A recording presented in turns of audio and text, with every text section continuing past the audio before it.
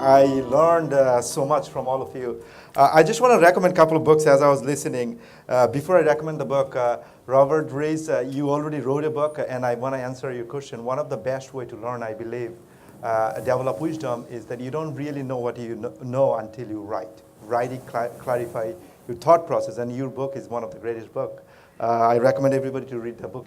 I think somebody was talking about motivation, and you all gave a great answer. There's a book that I will recommend all of you, and my feeling is that you probably already read it, a book written by Daniel Pink called Drive.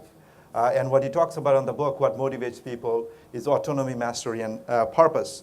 And I know that when Laurie was talking about that the future CEOs should be disruptive, understand what technology changes are happening, how it's disrupting the industry, and how they can change the business model. There is a book written by Professor Vijay from Dartmouth called 3-Box Solution that teaches people how you can actually discard your past business, how you can manage your current business, and how you can build your future businesses simultaneously. So how you can run a dual operation within the organization. So I recommend you to read that book. And most importantly, I want everybody to read that book. Again, I'm plugging again, smart people should build things. I really believe that. I really believe on the purpose of your organization. And I really believe that you cannot become a strong leader, I'm repeating, unless you have strong values. So you need to have your own 11 principles. You have your 11 principles. I want to build my own principles. And sometimes when you write a book, that actually will clarify your thought process. So write a book for yourself about your 11 principles about leadership. Now, I know that one of the things we talked about here, and by the way, Irene, you already have enough knowledge to write 10 books. And he keeps on making me write a book. And I know that we are announcing in 3 years we are going to see a book from Irene, and it's going to be about leadership. I'm going to be lying on the beach. I know you're quietly writing the book. I want to. You talked about reflection, and I want to quickly, Sarder TV is about learning ideas. So I want to hear from you quickly, within a minute. What did you learn today? Because you taught us, but what did you learn from this conversation today? I started as an entrepreneur, and then I went into Fortune 500. And as I'm listening to these two amazing leaders, I went, darn it, I have to remind myself to be an entrepreneur again. Whether doing it or having the mindset, it was incredible to be with these two folks. Great, great. Andrew, what did you learn today? Really, in reverse, I thought to myself, wow, they're really cool people in Fortune 500s. Including Microsoft too. Yeah. No, and I have to add the same for me. It was really inspiring to hear about their experiences and the knowledge that they share and how I can learn from them. And I'm really impressed with your organization and do want to follow up with you afterwards and talk. We have some similar goals. Yeah, very much so. I love what you're doing. And so definitely, we're doing it for a younger audience, and you're doing it for the next generation. So it's like our goal is to keep them right from middle school, high school, to college, to career. So one fun thing, movie just came out about Venture for America last month with an Oscar-winning director. It's called Generation Startup. It follows 6 of our young entrepreneurs as they try and build businesses in Detroit for a year and a half.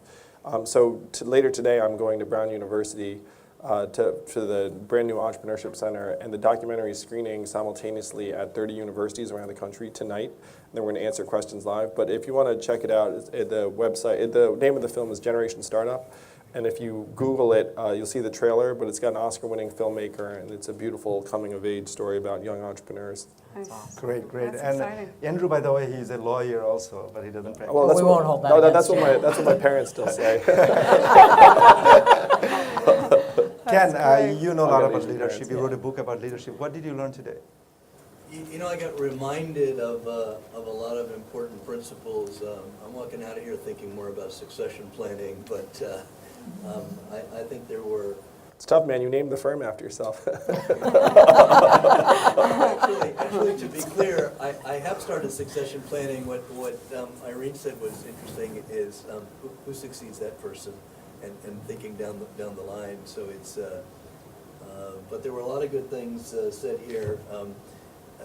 Andrew, you said something interesting, which I reminded myself of, which is that you can say all you want about leaders having to have commitment, leaders having to instill culture, leaders having to foster cooperation, but at some point, leaders need to actually lead.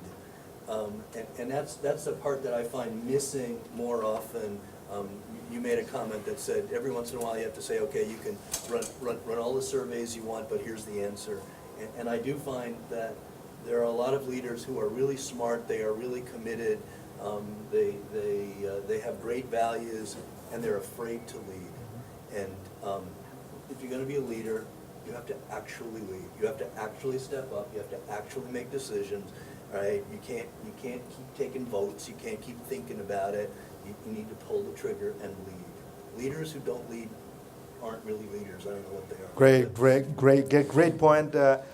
One of the things that I have learned is that we actually use NPS score within our organization for NetCom learning, but we are not really using NPS score for our employees and the leaders, and that's something I will be implementing. So you check on me a year later, because knowledge is not really power. Applied knowledge is power. I also want to just give a message. A call for action is that if we really want to lead effectively, we should all encourage building a learning organization. If you want to build a learning organization, it starts with building a learning culture, and an organization cannot build a learning culture unless they have strong leadership team who believe on learning, believe on employee learning and development. And I know for a fact, and I'm proud of the fact that all of you are here, if you're not a learner, and some of you actually know all about leadership, but you are still here to remind yourself about the things you know. So build a learning culture within your organization. Make sure also try to hire people who has learning mindset, who is willing to learn. One of the things I think somebody was mentioning over here, how do you teach the young kids how do you teach young kids about how to learn? That's one of the most important things that we have to address. And also you want to build a right environment within your organization where you talked about failure, that create a safe environment for people to fail, because that's one of the best form of learning. And also invest on employee learning and development. I believe with conviction that every organization needs to invest at least 2% of their overall revenue on employee learning and development. GE spent almost $1 billion per year on employee learning and development. This is one of the reasons why one of the original Fortune Dow 30 companies still exist. Second message to you would be that promote the importance of continuous learning. It's the same message. Build a learning organization, but promote the importance of continuous learning. And most importantly, I always say that the moment we think we know it all, we stop growing. Develop the passion for learning, be a lifelong learner. Thank you. Great meeting.